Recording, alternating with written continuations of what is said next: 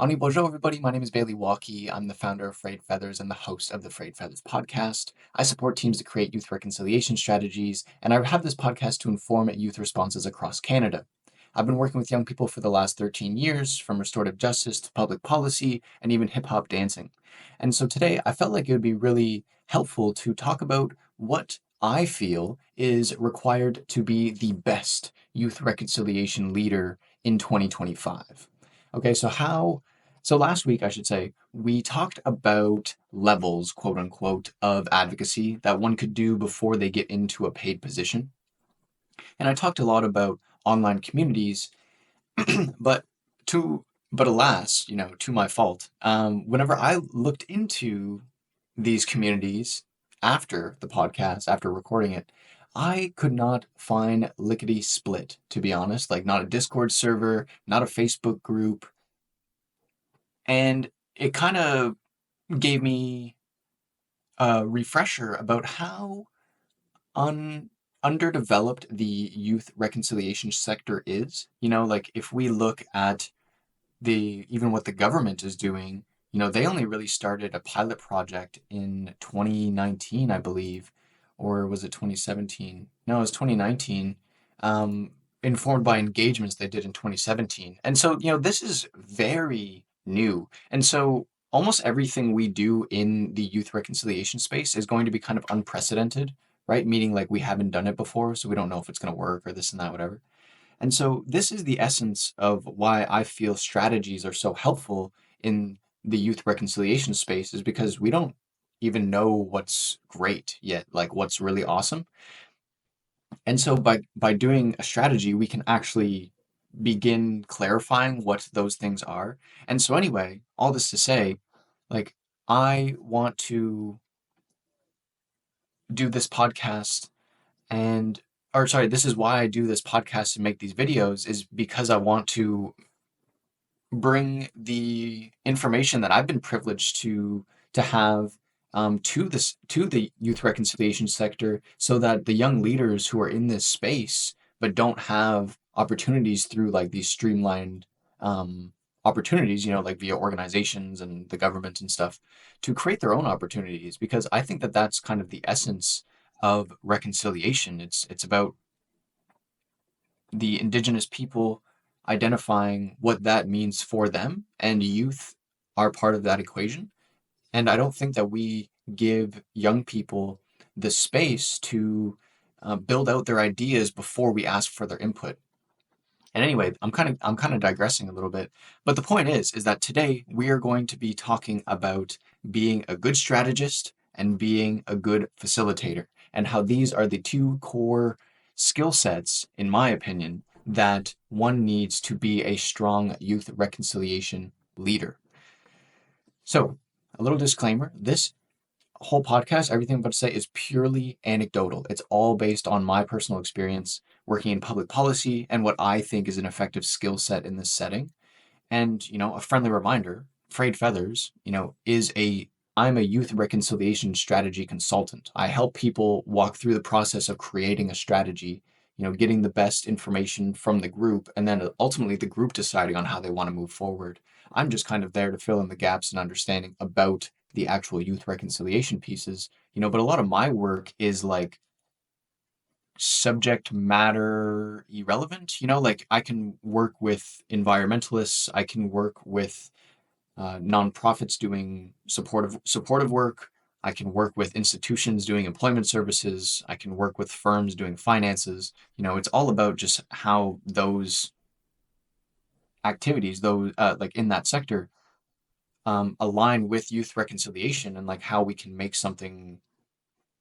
a response that includes young people into those types of procedures, right? And so the whole point is that I feel like I'm in a privileged situation to offer a skill set to be refined by other young leaders who are in a variety of different things, right? Like, I think that a lot of youth policy discussions and engagements and stuff like that, they're not really looking for subject matter experts. They're just looking for young people. And so young leaders, young advocacy leaders, tend to find themselves in the middle of a lot of different conversations.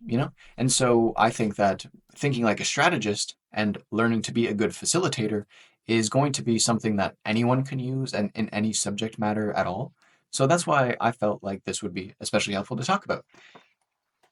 So the framework here is that there's two main skill sets, and I'm going to talk about facilitation first, why it's effective, and why it's important for young leaders to learn how to do this.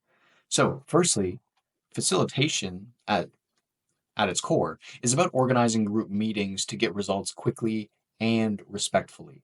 So nearly everything we do in reconciliation initiatives is going to be team based. And if I always like make this reference this quote, but like if you want to go fast, you go alone. But if you want to go far, you go together. And so you need to be able to confidently work with teams, and teams are made up of humans, and humans are are complicated. Sometimes, we get emotional. We have disdain for certain ideas and language because like we have had poor experiences with it in the past. We become allergic to things, and that can like build up like resentment in these strategy discussions, and there's resources involved. So, like a lot of things can kind of get like boiled up to the top. And so my point is that like, reconciliation and policy is about facts because this is social science, but the people who are organizing the facts, analyzing them, and then creating recommendations, they're people. They're subject to the human experience. And so by learning to facilitate better, you're going to learn how to like sequence discussions and use time very effectively, aka learning how to collaborate amongst this team a lot more effectively. I think whenever I got into public policy, I was shocked, I guess, about how many meetings just spawn other meetings because we didn't get through the agenda, or we like engaged in like circular conversation that like wasn't actually helpful, you know. And really, a lot of this stuff happens because we just kind of show up to meetings and we're like, so let's talk about this. What do people think? But if you were someone really thinking about a solution, it's not very, it's kind of odd to ask somebody like, hey, what what is your rebuttal to this very complex question? It's like, well, you're gonna think, you need to think before you speak. And if you don't have that time to think before you speak, you're probably going to think out loud. And that is necessary in some moments. But if you think about it, like if you have five people in the room and everyone's paid like $30 an hour, and you're having a meeting to recommend, and like the whole premise is just, or it ends up being just people kind of thinking out loud, like, was that really an effective use of like $250 or something like that? You know what I mean? Like I think that these are questions that we need to be asking ourselves. And being a good facilitator is going to get results in these meetings faster. It's going to get everybody aligned so that the experts in the room can stay focused on being experts and doing their thing, right?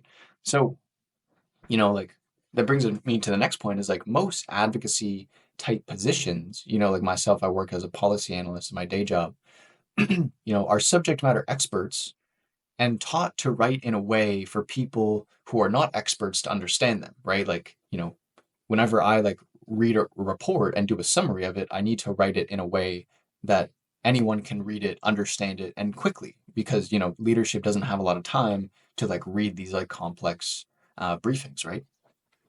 And so anyway, like it doesn't mean that knowledge workers are bad at collaborating. It just means that they've not been taught how to do it, like as like a core skill set. And I think that that's a missed opportunity because all our projects rely on our ability to engage teammates and leadership into our ideas. And so it becomes necessary to learn how to do that. And the fact is that all important people you need to talk to are incredibly busy, and you may only have time for a short while, but if you can facilitate to get what you need, then your projects will be more successful, right? So it's a facilitator's job to keep conversations on track and record conversations for it to be referenced in detail. So, this kind of like some of the language one may use is like visualize the conversation, right? So anytime somebody writes something, you like put it on like a sticky note or something, you put it on the board. And so anytime the conversation gets off track, it's like, hey, actually, we were talking about this thing. Let's head back to that because we need to come up with a solution by like in like the next 15 minutes or something. It gives you the tools to keep the conversation flowing. All right. So for me, whenever I got into being professionally trained on facilitation, it was mainly because I was so frustrated with how much time was being wasted in meetings. And I felt that I had been hired to create Indigenous youth responses, but meetings were kind of getting in the way of the work I actually wanted to do. And I don't think that that's good because meetings are actually a place where a lot of really important things happen. You know, like you have an opportunity to speak with your leadership. Maybe there's multiple leaders in the room. And if you're resenting those moments, well, you know, you may be like kind of removing yourself from a situation where it can be really helpful for you to get the answers you need. And so anyway, like instead of my response to being frustrated about meetings being a little poo poo and me losing productivity, is just going to learn how to do them better. And that's what I found. And it was just like an epiphany like, yes, of course, it costs money and time to learn this stuff and whatever. But if I consider like the lifespan of my career, if I'm gonna like save myself hours and hours of meetings by learning how to facilitate them better, then I'm going to be a better youth advocate, youth reconciliation advocate, because I'm going to get results faster and I'm going to be able to get the information I need so then I can move forward on my subject matter expertise, right? And I feel like advocates across all sectors, no matter your age, can benefit from just learning some core elements of facilitation. You know, facilitation is one of the oldest professions in existence. You know, like we've always needed to have somebody facilitate conversations for us and come prepared to get us aligned and stuff. So there's this is like a science, you know, like there's books and webinars and free online resources for people to learn about facilitation. So it's a very accessible skill and taught quite well, you know. I've been trained by AJ and Smart, and they have a YouTube channel that breaks down everything that I've learned from them in their training. It's just that I bought a course, so it comes up bundled all real nice, right? But you can just go onto their YouTube and you can have access to all the information that I learned for thousands of dollars, but for free. You know, you just kind of have to like, alrighty, and I'm back. So once again, my video cut out or just froze. I don't know why it's doing that, but we're just gonna keep on chugging along here. So there's more about facilitation, but I want to move on to learning about how to create strategies because you need to be able to assess the effectiveness of initiatives we learn about, aka if you're a young person engaging in these government engagements or any sort of engagement really, by asking questions about their strategy and understanding the fundamentals of what a good strategy is, then you're going to be able to assess the effectiveness of anything that you walk into, or at least like the level of organization that's going into it. And then you'll be able to assess like your level of commitment to it, right? If you're in a position where if you ask, like I'm going to talk about the exact questions that one may be wanting to ask, if you're not getting the responses that you want or need from these questions, then I would recommend you consider how you can get these questions answered in a way that respects your time. You know, like I don't think that if you assess that there's not like a high level of organization or strategic direction for an initiative, then it's probably not going to be worth your time to commit your advocacy to. You know, and that's not to say that it's not worth doing. It's just that the the driver of change, in this case being whoever is engaging young people for whatever reason, if they're not organized, well, you know, maybe it's best that you just go talk to someone else who is more organized and then, you know, dedicate your time there, right? Because time is your resource as a young person. You know, we don't often have money, we don't often have a lot of resources, And so you burn your time in order to learn the skills in order to like get money. That's kind of like the whole idea like behind like capitalism and stuff, right? But in the context of advocacy and reconciliation, I mean, there ain't much money in this work, let me tell you. And so, you need to consider your time as like your most valuable resource. And yeah, being a good strategist is going to enable you to assess where you should appropriately give your time to. So anyway, that was kind of wordy, but I want to give some examples here. So for example, the government of Canada has a duty to consult Indigenous people. This is in our constitution, and therefore there are opportunities for community members to engage government about their initiatives related to said community. And so by understanding the core elements of a good strategy, we can ask the right questions to these government representatives. And if they can't answer your questions about the strategy, then you can make an informed decision about whether their initiative will be effective or not. And so to achieve youth reconciliation, the Frayed Feathers strategy is to train young Indigenous leaders to do exactly this, and then they can lead their own youth reconciliation initiatives more effectively by assessing what other people are doing in the context of reconciliation. We can then take the best parts of it and do our own stuff, right? So these questions are going to give us the frame to assess what's the best stuff. So I want to use a youth example as a thought experiment. So if we consider the Truth and Reconciliation Commission call to action number 66, it states, we call upon the federal government to establish multi-year funding for community-based youth organizations to deliver programs on reconciliation, and establish a national network to share information and best practices. And so I know here it says federal government, but in my opinion, this is a Canadian mandate. It's not just for the government. And think about how much faster we would establish a national network to share information and best practices if more young leaders could expertly critique the initiatives they care about. In my experience, I've met many young Indigenous advocates who don't even know what the Truth and Reconciliation Commission is. And so I feel like we have a lot of work to do. And one of the reasons why I feel like this podcast is helpful for people who are searching online for like, what the heck is even going on? I don't even know where to start, right? So strategies are less complicated than you think. Every strategy has fundamentals, and so by learning the fundamentals of a strategy, we can identify if these initiatives have the necessary elements to succeed. So let's bring it back to the call to 66 example. A strategist will first ask, what problem is this solving?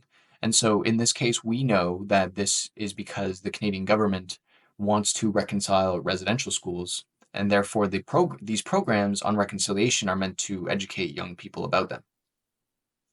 So next is asking, what types of solutions are they interested in?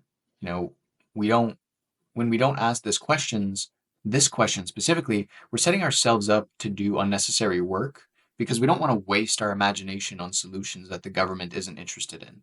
And if they can't answer the question of what solutions they're interested in, then they are likely, either they're holding out on you, they're lying, or secondly, it's that they're identifying that for themselves, right? And so that gives you the opportunity as a young leader to provide that solution and speak your mind, right?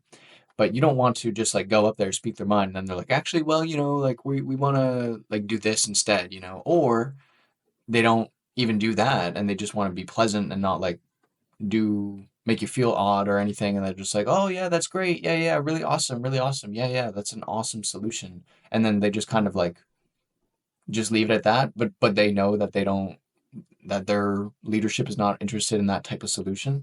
So yeah, so just like be direct about it. Just ask what kind of solutions are you folks interested in, because we don't want to waste our time. And so by asking the solution, it gives us the framework to brainstorm the types of solutions. I guess I kind of just said that. And so lastly, after asking the types of solutions, we want to ask for the actions that they are currently taking or about to take will be. And so strategies are about doing, it's like a form of problem solving. And so if they don't know what actions they'll take, then there is likely a lack of strategy happening in the background, or maybe they're in the early components of it. I think oftentimes government does not want to provide the public with their strategy because, the public is really only interested in results as far as reporting goes. And so, a lot of these things may not be publicly available. Testing, testing, 1, 2, 3, take 3 now. Once again, my video cut out, don't know why, but we're going to chug along. So, by understanding the fundamentals of strategy, it gives us the lens to see it in action. That's the essence of asking these questions. We want to see their strategy in action so that we can appropriately identify where we can fit into that. So, no matter the youth advocacy initiative that you're attending, everything needs to have a strategy. Being the best youth reconciliation advocate means being able to analyze an approach and make a prediction about its effectiveness. Understanding the quality of a strategy driving reconciliation initiatives will help you make this assessment.